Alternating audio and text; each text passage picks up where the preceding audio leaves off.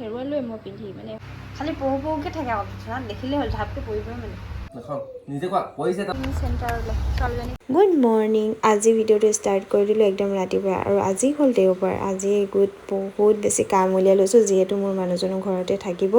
আৰু এজনে ৰাতিপুৱাই কাম কৰিবলৈ মানুহ এজন বিচাৰি ওলাই গৈছিলে কিন্তু নেপালে। ঘূৰি আহি ক'লে যে ছোৱালীজনী চুলিখিনি কাটি দিওঁ যিহেতু বহুত গৰম পৰিছে আৰু স্কুল যাবৰ সময়ত চুলি বান্ধিবলৈ মানে বহুত হাহাকাৰ লাগে। তাই পলাই মানে বান্ধিবৰ সময়ত কান্দেও কেতিয়াবা য'তো লাগে সেইকাৰণে ক'লে মানে আমি নিছিলোঁ পাৰ্লাৰত বা চেলুনতো নিছিলোঁ কিন্তু তাই ক'তো বহি নিদিলে আৰু কাকো কাটিবলৈ নিদিলে আৰু সৰুতে কাটিছিলোঁ মানে আমি নিজেই মানে দেউতাকে কাটি দিছিলে ককাকে কাটি দিয়ে বহুত জোৰ জবৰদস্তিকৈ হেঁচা মাৰি ধৰি লওঁ কিন্তু আজি বাপেকে কাটি দিম বুলি ক'লে আৰু কাটি দিয়াৰ কাৰণে তাই ধুনীয়াকৈ বহি দিলে একো বেছি দিগদাৰ দিয়া নাই বাৰু মাজে মাজে অকণমান উঠে তথাপিও মানে শান্তিকৈ বহি দিছে ইয়াত দেখিছে এতিয়া বাৰু মেচিন মাৰি দিছে আৰু কেঁচি নাছিলে কাৰণে বেলেগ এখন কেঁচিয়ে কাটি দিলে। তাই চুলি কাটি দিয়াৰ পাছত তাইক পানী খেলিবলৈ দি দিছোঁ মানে তাইক সেই বুলি কোৱাই হৈছিলে তুমি যদি চুলি কাটিবলৈ দিয়ে তেতিয়া আমি পানী খেলিবলৈ দিম। তাই সেই ফূৰ্তিতে বহিও দিলে আৰু সেই কথামতে মানে তাইকো পানী খেলিবলৈ দি থৈ দিছোঁ আৰু এইফালে মানুহজন বিচাৰি গৈছিলে কৈছিলোঁ নহয় নাপালে আহি পাই নিজে গছবোৰ কাটিবলৈ ধৰিলে মানে সাপো ওলাবলৈ ধৰিছে যিটো ৰ'দ আৰু গৰম আৰু ছাঁটো হ'লে ভাল দিয়কচোন কেতিয়াবা বহি থাকিবলৈ কিন্তু সেইটো কাৰণে ভয় লাগে মানে গছবোৰ আমাৰ ঘৰৰ ফালে হাউলি আছে সেইকাৰণে মানে কাটি দিছে মানুহজনে নিজেই আৰু কাটিছেহে কিন্তু একো বস্তু পেলোৱা নাই সীমা দিদি আৰু মই পেলাইছোঁ মানে অকণমান ভিডিঅ' কৰি লৈছোঁ বাৰু বাকীখিনি মই আৰু সীমা দিদিয়ে পেলালোঁ আৰু বহু দিনৰ মূৰত তাইও কাম কৰিবলৈ আহিছে সেইকাৰণে ভাল লাগিছে মানে আজি কিমান দিনৰ পিছত সীমা দিদি কাম কৰিবলৈ আহিছে মানে সেই তাই আহিলে অকণমান সুবিধা হয় কাম কৰিবলৈ লগে ভাগে নহ'লে ল'ৰা চিঞৰি মই অকলে কৰিবলৈ বহুত বেছি দিগদাৰ হয় আৰু এইবোৰ চফা কৰি দিছে আৰু সীমা দিদিয়ে সাৰিব আহি ফালে দেখিছে গেটৰ ওচৰত মই কাপোৰ একদম উলিয়াই দিছোঁ মানে কাপোৰ ধুই চেপি আনিছোঁ একদম অকণমান ৰ'দ দিলে শুকাব পৰাকৈ আৰু এখেতে ক'লে গছডাল কাটিবলৈ লৈছোঁ আহা বুলি ক'লে ময়ো সেইকাৰণে ভিডিঅ' এটা কৰি থলোঁ কাপোৰখিনি তাতে থৈ আহিলোঁ কিন্তু মই কাপোৰ মেলিবলৈহে আহিছিলোঁ। এয়া দেখিলে নে কাপোৰ এইডাল কাটি দিছে কিন্তু অকলে কাটিয়ে দিব আৰু একো নকৰে মানে পেলাব লাগিব আমি এইফালে সীমা দিদিয়ে টানি পেলাব এতিয়া আৰু আছে এইফালে চজিনা গছ এজোপা আৰু সেইজোপাও কাটিব লাগিব। তাই খং উঠিছে ইমান দিনৰ মূৰত কাম কৰিবলৈ আহিছে মানে এই গছবোৰ যে তাই চোতাল সাৰিছিলে আকৌ পিছত মানে গছ কাটি দিয়াৰ কাৰণে খং উঠিছে এবাৰ চোতাল সাৰিলোৱে আৰু এবাৰ মই সাৰিব লগা হৈছিলে। এইজোপা চজিনা আমাৰ ওচৰত আছে ঘৰৰ আকৌ এই শিপাবোৰ আহে চাওকচোন এইবোৰ চব ভাগি গৈছে শিপাবোৰ আহি গছজোপা গুৰিতে কাটিব ল'ব লাগে কিন্তু দেউতাই কিবা ক'ব বুলি এজনে ডালখিনিয়ে কাটিবলৈ লৈছে মানে এই দেউতাই চাওকচোন ইমান সন্মুখতে ৰুই দিলে এইবোৰ আৰু লেতেৰাটো হয় আৰু এইবোৰ ভাগি গৈছে মানে তলৰবোৰ কাৰণ এই শিপাবোৰ উঠি আহি আৰু মানুহ বিচাৰি গ'লে এজনে নাপালে অৱশেষত নিজে আৰু কামত ধৰিলে আৰু হাবি হৈছে গৰমত ছাঁ হয় বাৰু কিন্তু হ'লেও লেতেৰা হয় আৰু সাপ চাপ সোমাই থাকে বুলি উঠি থাকে বুলি ভয় লাগে ন তাতে ছোৱালীজনীৰ ভিতৰতে অকণমান সময় থাকিব নোখোজে মামা ওলাই নাযাবা। এফালে মই ছোৱালীজনীক চিঞৰি আছোঁ কাৰণ মানে তাই পানী খেলি আছে আৰু তাই চুলি কাটিব নিদিলেহেঁতেন দেউতাকে ক'লে যে তুমি যদি চুলি কাটিব দিয়ে পানী খেলিব দিম আৰু সেই কথামতেই পানী খেলিবলৈ দি থৈ দিছে আৰু একদম চাবোনৰ গোটেই কেছটো আনি দিলে তাত চাবোন দুডোখৰ আছিলে পিটিকি শেষ কৰি একদম গোটেই গায়ে চায়ে সানি গোটেইজনী লুতুৰি পুতুৰি হৈ আছে আৰু গেটখন খুলি থৈ দিয়া আছে মানে জাবৰ পেলাবৰ কাৰণে তাই আৰু ওলাই গৈ আছে মাজে তাইকো চিঞৰি আছোঁ এইকাৰণে গছডালত বহিলে কাটিব লাগিছিলে লগতে নামি আহিলে তাই চাৰিডাল হেঁতি সেইডালো দিব লাগিব অকণ এইগৰাকী দেখিছে ন পৰিবা তুমি এগৰাকী চাওকচোন উঠিবলৈ আহিছে গোটেইজনী চাবোনেৰে লুতুৰি পুতুৰি হৈ গ'ল নেকি দালি চাল কাটি হৈ গ'ল এইজনৰ এতিয়া পেলাব এইবোৰ মই কাপোৰ মেলিব এইবোৰ কাপোৰ চাহ ধুৱাই দিয়াৰ পিছত এই ছোৱালীজনী ধুনীয়াকৈ শুই থাকিলে আৰু এজনেও আহি পৰিয়ে লৈছে আৰু খালি পহুকৈ থাকে আকৌ বিচনাত দেখিলে হ'ল ঝাপকৈ পৰিবই মানে ঘৰটো ইমান বগা দিছে এইটো ইমান বগা তাইলৈ মানে ফুলি এযোৰ লৈছিলোঁ এপাত হেৰুৱালোৱে মই পিন্ধি মানে তাইক একদম সৰু থাকোঁতে লৈছিলোঁ মানে তেতিয়া মই তাই পিন্ধিব পৰা হোৱা নাছিলে এযোৰ কাণ ফুটোৱা নাই সেইকাৰণে ময়ে পিন্ধি আছিলোঁ তাৰপিছত এই এপাত হেৰুৱালে আৰু কাণখন ফুটালে এইবাৰ সৰস্বতী পূজাত এপাত মৰি থাকিলে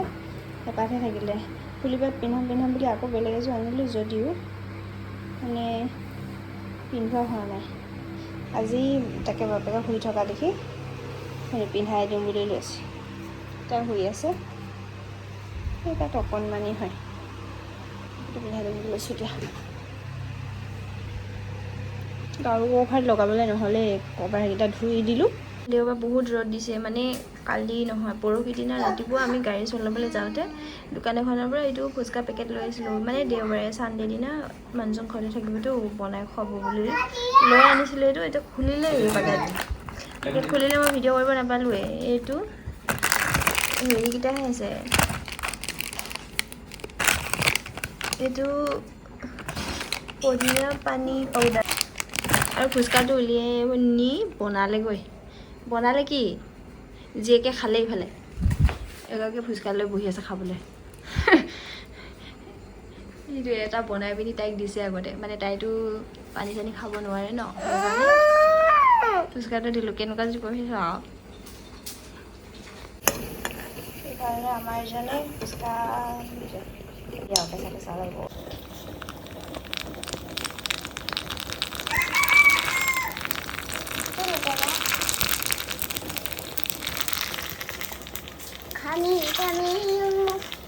এতিয়া দুপৰীয়া কেইটা বাজিছে মই দেখাইছোঁ এইটো ঘড়ী এতিয়া বাজিবলৈ আছে দুটা আমি এতিয়া ফুচকা খাম ইফালে বাপেকে জীয়েকে ফুচকা বনাই আনিও খালেই এইবিলাক কিবা মানে মই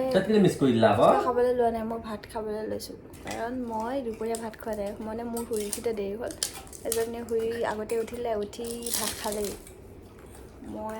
খাবলৈ থাকি গ'ল আৰু ছোৱালীজনী খাব থাকি গ'ল তাই ভাত নাখাওঁ বুলি কৈছে এইবোৰ খাব আৰু মইতো ভাত নোখোৱাকৈ এইবোৰ খাব নোৱাৰোঁ কাৰণ মোৰ গেছো আছে লগতে প্ৰেছাৰ লৈ এইকেইটা পূৰা মূৰ ঘূৰাই আছে সেইকাৰণে হাঁহ কণী এটা বইল কৰি লৈছোঁ ভাত খাবলৈ তাৰপিছতে মই ফুচকা খাব এজনে আগতীয়াকৈ খাই লৈ আজৰি এতিয়া আহিছোঁ আমি গোটেইকেইটা ওলাই আজি ছানডে মানে পাৰ্কলৈ বুলি মানে ছোৱালীজনীকো অলপ খেলাম আৰু আমিও অলপ ফুৰিম বুলি ওলাইছোঁ যিহেতু সোমবাৰৰ পৰা স্কুল আছে এজনৰ ডিউটি আৰু একদম ছানডেহে আজৰি পাম সেইকাৰণে আজি ওলাই আহিছোঁ অকণমান এতিয়া 3টা বাজি 4টা বাজিবলৈ হ'ল এতিয়া ওলাই আহিছোঁ পাওঁ গধূলি হোৱালৈকে